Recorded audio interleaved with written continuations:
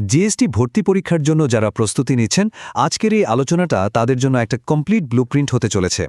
আমরা ফোকাস করব মূলত ইংলিশ আর মেন্টাল প্রিপারেশনের ওপর, যেটা কিন্তু সাফল্যের জন্য খুবই জরুরি। তো আর দেরি না করে চলুন শুরু করা যাক। জিএসটি ভর্তি পরীক্ষার জন্য সবাই কি রেডি? এই প্রশ্নটাই তো এখন সবার মনে, তাই না? একদম শেষ সময়ে এসে এই প্রস্তুতিটা কিভাবে গুছিয়ে আনা যায়, চলেন সেটাই আমরা ধাপে ধাপে দেখে নিই। আচ্ছা, আজকে আমরা কি বিষয় নিয়ে কথা বলবো সেটার একটা রোডম্যাপ দেখে নেওয়া যাক।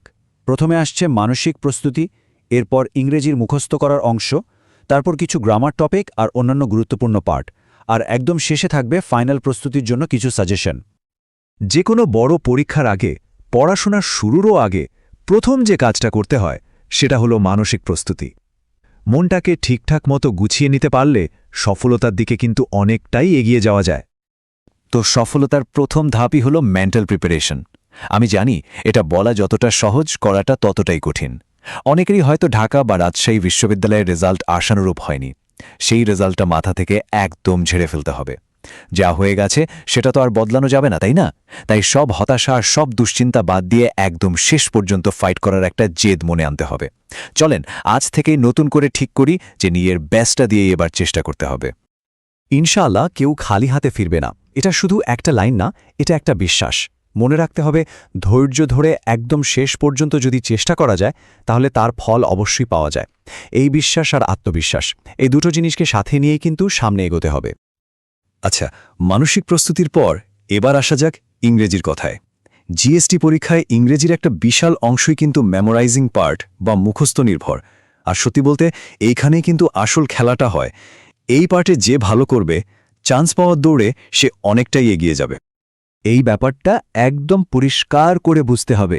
জিএসটি ইংলিশে ভালো করার মূল চাবিকাঠিটাই হলো এই মুখস্থ করার অংশটা। অনেকেই কি করে, গ্রামারের পেছনে অনেক সময় দেয়, কিন্তু এই মেমোরাইজিং পার্টে দুর্বলতার কারণে শেষমেশ পিছিয়ে যায়। তাই প্রস্তুতির মেন ফোকাসটা কিন্তু এখানেই রাখতে হবে। তাহলে এই মুখস্থ করার পার্টে কি আছে? এখানে আছে synonym, antonym, spelling, phrase, idiom আর ওয়ান ওয়ার্ড সাবস্টিটিউশন। প্রস্তুতির জন্য একদম মাস্ট ডু হল বিগত বছরের গুচ্ছ পরীক্ষার প্রশ্নগুলো সলভ করা। এর সাথে থার্ড ডে চ্যালেঞ্জের মতো বইগুলো থেকে প্র্যাকটিস করা যেতে পারে, কারণ এগুলো গুচ্ছের প্রশ্নের প্যাটার্নেই সাজানো। আর যদি হাতে সময় থাকে তাহলে ইংলিশ ফাউন্ডেশন বইয়ের প্র্যাকটিস প্রশ্নগুলো দেখা যেতে পারে। তো মেমোরাইজিং পার্টের কথা তো বললাম, এর পাশাপাশি গ্রামারের কিছু টেকনিক্যাল দিকও কিন্তু জানতে হবে। তবে ঘাবড়ানোর কিছু নেই, পুরো গ্রামার বই এখন শেষ করতে হবে না। জাস্ট কিছু নির্দিষ্ট টপিকের উপর জোর দিলেই কিন্তু কাজ হয়ে যাবে। গ্রামারের কিন্তু সব টপিক এখন পড়ার সময় নেই। স্ক্রিনে যে টপিকগুলো দেখা যাচ্ছে এগুলোতে একটু ফোকাস করলেই হবে। যেমন ধরেন প্যাসিভ ভয়েস, বিশেষ করে মোডেল আর কজেটিভ ভার্বের প্যাসিভ ফর্ম কিন্তু প্রায়ই আসে।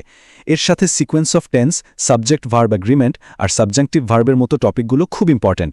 আর হ্যাঁ, প্রেপোজিশন আর থার্ড কন্ডিশনাল সেন্টেন্সের নিয়মগুলো একবার রিভিশন দিয়ে নিতে হবে।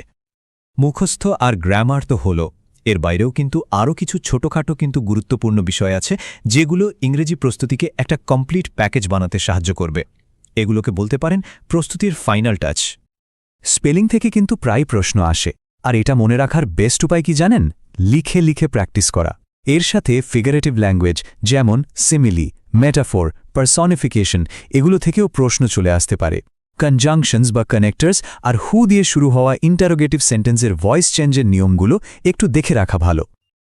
আরও একটা জিনিস যেটা পরীক্ষার্থীদের খুব কনফিউজ করে সেটা হলো কিছু শব্দের সিঙ্গুলার প্লুরাল ফর্ম।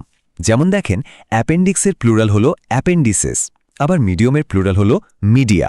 আর মজার ব্যাপার হলো ডেটা শব্দটা নিজেই কিন্তু একটা প্লুরাল শব্দ। এই ছোট জিনিসগুলো খেয়াল রাখতে হবে। তো আমরা আলোচনার প্রায় শেষ দিকে চলে এসেছি। এখন সবচেয়ে গুরুত্বপূর্ণ যে বিষয়টা, মানে একদম ফাইনাল স্টেজে এসে প্রস্তুতির স্ট্র্যাটেজিটা ঠিক কেমন হওয়া উচিত সেটা নিয়েই এখন কথা বলবো। তাহলে শেষ মুহূর্তের কৌশলটা কি হবে? 1. ইংরেজির মুখস্থ করার পার্টের জন্য ভালো একটা বই পুরোটা শেষ করে ফেলা। 2. গত 4-5 বছরের গুচ্ছের প্রশ্ন অবশ্যই সলভ করা। 3. সাধারণ জ্ঞানের জন্য বেসিক জিনিসগুলো পড়ে ফেলা। যারা কমার্স থেকে পরীক্ষা দিচ্ছেন তাদের জন্য অ্যাকাউন্টিং আর ম্যানেজমেন্টে একটু বেশি ফোকাস করতে হবে। আর সবচেয়ে জরুরি পরামর্শ হলো, এই সময় নতুন করে কোনো কিছু পড়তে যাবেন না। যা পড়া আছে শুধু সেগুলোই বারবার রিভিশন দিন। বিশ্বাস করুন, এটাই আপনাকে অন্যদের থেকে এগিয়ে রাখবে। আর সবকিছুর শেষে সফলতার মূল সূত্রটা কিন্তু খুবই সহজ: ধৈর্য, কঠোর পরিশ্রম আর দোয়া। এই তিনটার কম্বিনেশনেই কিন্তু সফলতা আসবে ইনশাআল্লাহ। পুরো জার্নিটাতে এই কথাটাই আমাদের মূলমন্ত্র হওয়া উচিত।